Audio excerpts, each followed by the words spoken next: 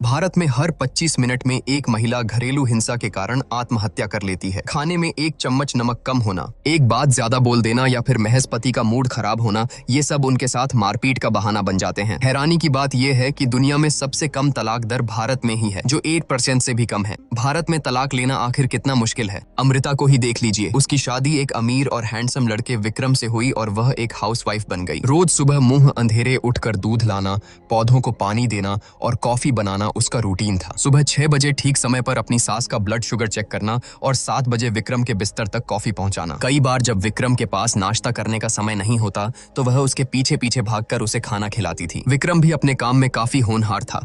उसे कंपनी ने मैनेजर बनाकर लंदन भेजने का फैसला किया। इसका मतलब था कि अब उनका पूरा परिवार लंदन शिफ्ट होने वाला था। अमृता बहुत खुश थी, लेकिन वह नहीं जानती थी कि उसका असली बुरा वक्त तो बस अब शुरू ही होने वाला है। शाम को इस प्रमोशन और इंक्रीमेंट का जश्न मनाने के लिए विक्रम ने घर पर एक छोटी सी पार्टी रखी, जिसमें ढेर सारे रिश्तेदार और दोस्त शामिल हुए। लेकिन तभी बॉस ने विक्रम को बताया कि लंदन में पहले ही किसी नए मैनेजर की नियुक्ति हो चुकी है और अब विक्रम को यूके जाने की जरूरत नहीं है। विक्रम को कुछ समझ नहीं आया। उसने अपने बॉस के पास जाकर सवाल किया कि आखिर ये सब क्या है? जब पहले से बात तय थी तो फिर नए मैनेजर को वह जगह कैसे दे दी गई? दोनों के बीच तीखी बहस होने लगी। तभी अमृता बीच बचाव करने आ गई। उस वक्त विक्रम गुस्से से उबल रहा था और उसे अपना गुस्सा निकालने की कोई जगह नहीं मिल रही थी। तभी उसने अमृता के चेहरे पर एक जोरदार थप्पड़ जड़ दिया। अमृता उस थप्पड़ से सुन्न रह गई। उस पल उसे लगा जैसे उसके शरीर से किसी ने उसकी आत्मा ही खींच ली हो। कानाफूसी करते पड़ोसी, परेशान माता पिता और हमदर्दी भरी नजरों से उसे घूरते तमाम लोग। अमृता को यकीन ही नहीं हो रहा था। वह बदहवास सी अपने कमरे में लौट गई। घर वाले उसे तसल्ली देने आए,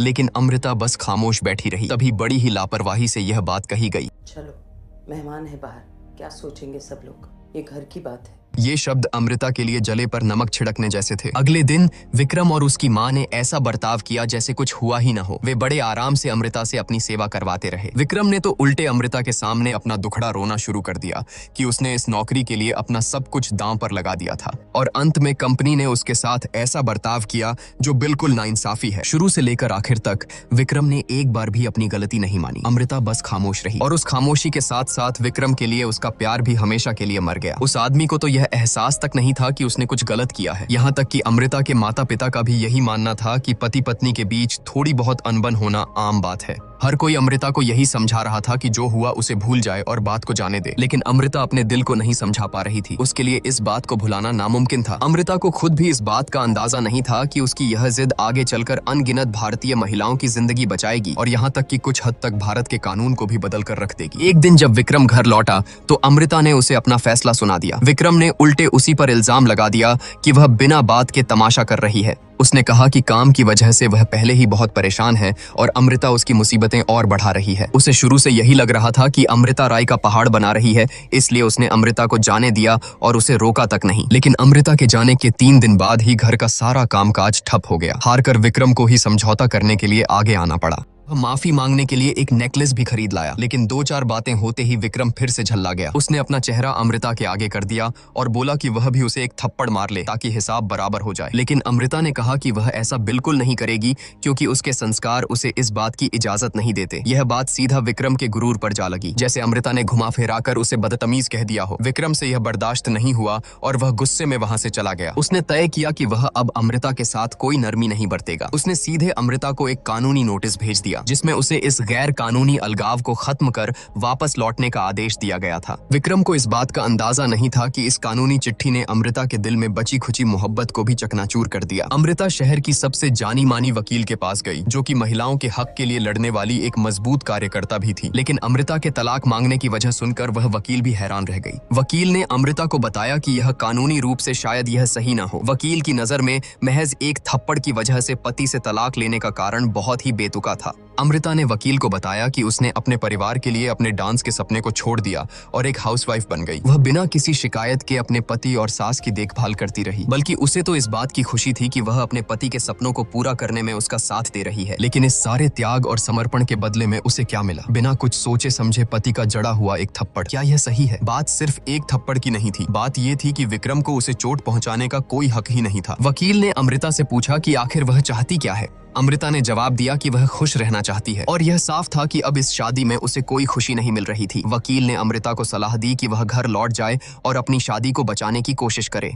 लेकिन अमृता तलाक लेने के अपने फैसले पर अडिग थी, भले ही यह रास्ता कितना भी मुश्किल क्यों न हो। लगभग किसी को भी अमृता का यह फैसला समझ में नहीं आ रहा था। अमृता के भाई ने तो अपनी पत्नी को ही ताना मारना शुरू कर दिया कि उसने अमृता को इस वकील से क्यों मिलवाया। उसका मानना था कि विक्रम ने हाथ उठाकर गलत किया है, लेकिन बात इतनी भी नहीं बिगड़ी थी कि तलाक तक पहुंच जाए। माँ भी अपनी बेटी को नहीं समझ पा रही थी। उनका मानना था कि जब बेटी की शादी इतने अच्छे परिवार में हुई है तो उसे थोड़ा सह लेना चाहिए और अपनी शादी को बचाना चाहिए। पिता ने इस पर बहस करते हुए कहा कि उन्होंने माँ को कभी इस तरह समझौता करते नहीं देखा। उन्हें तो यह पता ही नहीं था कि उनसे शादी करने के लिए माँ ने रेडियो पर गाने का अपना सपना छोड़ दिया था। पिता ने कहा कि उन्होंने कभी माँ को उनके सपने पूरे करने से नहीं रोका, लेकिन माँ के लिए हमेशा परिवार ही सबसे ऊपर रहा। भले ही माँ ने कभी अपने इस त्याग का जिक्र नहीं किया, लेकिन इसका मतलब यह नहीं था कि उनका यह बलिदान कोई मामूली बात थी। तभी भाई अमृता के पास आया। वह अपनी बहन को एक बार फिर समझाना चाहता था। उसने कहा कि अमृता की इस जिद की वजह से आगे चलकर लोग विक्रम के बारे में क्या सोचेंगे। भाई की पत्नी से यह सब सुना नहीं गया। उसे पता था कि अमृता ने बहुत कुछ सहा है। विक्रम तलाक के बाद आसानी से दूसरी शादी कर लेगा, लेकिन अमृता पर जिंदगी भर के लिए तलाकशुदा का ठप्पा लग जाएगा।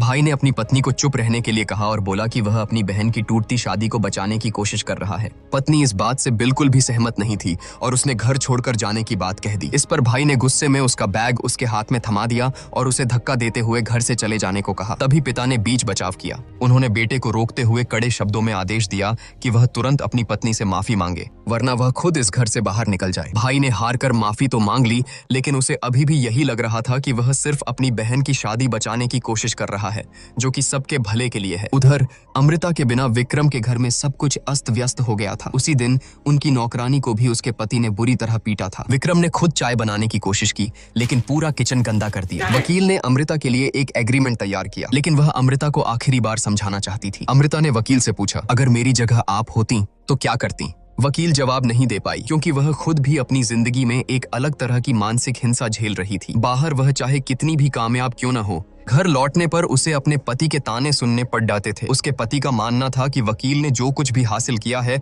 वह सब उसके पिता के रसूख की वजह से है। उसका पति उसकी कोई परवाह नहीं करता था और बिना उसकी भावनाओं के बारे में सोचे अपनी मनमानी करता था। अमृता का अपने आत्मसम्मान के लिए इस तरह डटे रहना देखकर वकील को भी अपने अंदर की खोई हुई हिम्मत वापस मिल गई। वकील ने जल्द ही अमृता के हक में एक मजबूत तलाक का एग्रीमेंट तैयार कर लिया, जिसमें विक्रम की आधी संपत्ति की मांग की गई थी, लेकिन अमृता ने इसके लिए साफ मना कर दिया। उसका मानना था कि उसकी शादी में हिसाब एकदम बराबर था। विक्रम पैसे कमाता था और वह घर संभालती थी, इसलिए किसने कम या ज्यादा किया यह कोई सवाल ही नहीं था। शुरू से लेकर अंत तक नाइंसाफी सिर्फ एक ही बात में थी, और वो था वह थप्पड़, जिसे बाकी सब भूल जाने के लिए कह रहे थे। लेकिन अमृता ने सपने में भी नहीं सोचा था कि विक्रम तलाक से बचने के लिए इतना गिर जाएगा। उसने गवाहों को खरीद लिया ताकि यह साबित कर सके कि उसने कभी अमृता पर हाथ उठाया ही नहीं। हद तो तब हो गई जब उसने कोर्ट में यह झूठ बोल दिया कि अमृता को गुस्से की बीमारी है और उसने विक्रम से सिर्फ पैसों के लिए शादी की थी। इन सारे झूठे इल्जामों की वजह से कोर्ट ने अमृता के बैंक अकाउंट्स और प्रॉपर्टी फ्रीज कर दी। यह सब देखकर वकील ने अमृता को पलटवार करने की सलाह दी। उसने कहा कि अब शराफत छोड़कर उसे भी ईंट का जवाब पत्थर से देना चाहिए, लेकिन अमृता ने फिर इनकार कर दिया। उसे किसी और चीज से मतलब नहीं था, वह सिर्फ उस एक थप्पड़ का इंसाफ चाहती थी। लेकिन तभी किस्मत ने एक और खेल खेला। अमृता को पता चला कि वह प्रेग्नेंट है। विक्रम को जब यह खबर मिली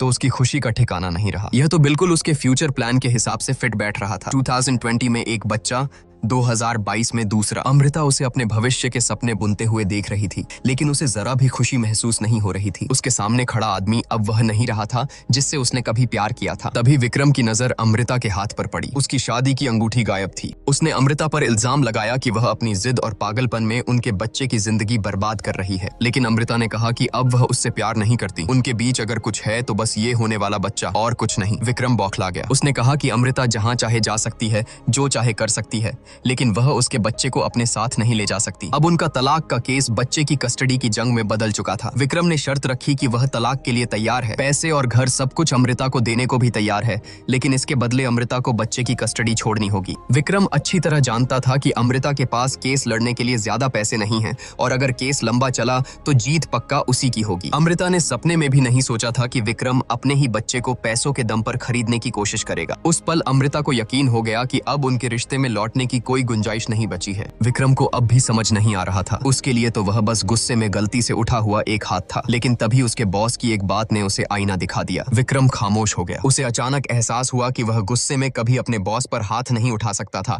लेकिन उसने अपनी पत्नी पर हाथ उठा दिया। यही वह वजह थी जिसे अमृता चाहकर भी भुला नहीं पा रही थी। आखिरकार विक्रम को अपनी गलती का एहसास हो गया। उसने अमृता की तलाक की अर्जी मंजूर कर ली। तलाक की कार्यवाही के दौरान अमृता अपनी सास के पास गई और झुककर पूरे दिल से उनसे कहा कि वे अपना ख्याल रखें। अमृता ने कहा कि वह उनकी बहुत आभारी है कि उन्होंने विक्रम और उसकी शादी के लिए हामी भरी थी। शादी से पहले अमृता ने कभी नहीं सोचा था कि वह एक हाउसवाइफ बनेगी। उसे तो ठीक से पराठे बनाने भी नहीं आते थे, लेकिन वह हमेशा एक अच्छी पत्नी बनने की कोशिश करती रही ताकि वह अपनी सास और पति के प्यार का सम्मान कर सके। लेकिन उस दिन की पार्टी ने अमृता को यह समझा दिया कि उसकी सास ने कभी अमृता से प्यार नहीं किया था, बल्कि वे तो सिर्फ विक्रम की पत्नी वाले उसके दर्जे से प्यार करती थी। उसकी जगह कोई भी और लड़की होती तो वे उस पर भी उतना ही प्यार लुटाती। यहाँ तक कि किसी ने विक्रम को यह भी नहीं बताया कि उसने गलत किया है, और अगर उसने गलती की भी थी तो भी अमृता से यही उम्मीद की गई कि वह उसे भुला दे। लेकिन अमृता इस कड़वाहट को अपने मन में दबाकर उनके साथ नहीं रह सकती थी। आखिर में सास ने अमृता से कहा कि यह तुम्हारी गलती नहीं है, यह हम माता पिता की गलती है, क्योंकि हमने कभी अपने बेटे को यह सिखाया ही नहीं कि औरतों पर हाथ नहीं उठाया जाता।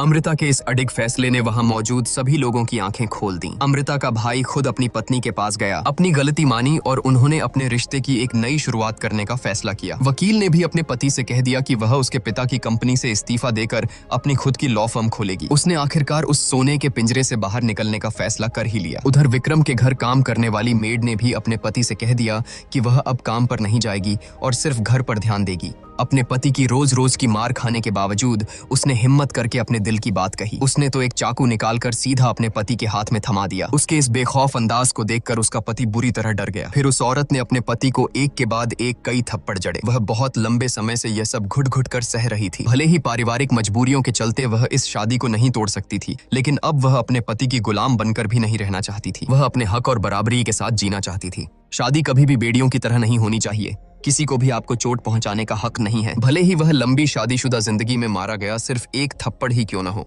इससे पहले कि आप किसी के अच्छे पति या पत्नी बनना सीखें, कृपया पहले खुद से प्यार करना सीखें। दोस्तों, इस पूरी कहानी को देखने के बाद आपको क्या लगता है? क्या सिर्फ एक थप्पड़ के लिए अमृता का विक्रम से तलाक लेना सही फैसला था? अगर आप अमृता की जगह होते तो क्या करते? कमेंट्स में अपनी राय जरूर बताएं और इसी तरह की फिल्मों का एक्सप्लेनेशन देखते रहने के लिए हमारे चैनल झटपट बॉलीवुड को जरूर सब्सक्राइब करें।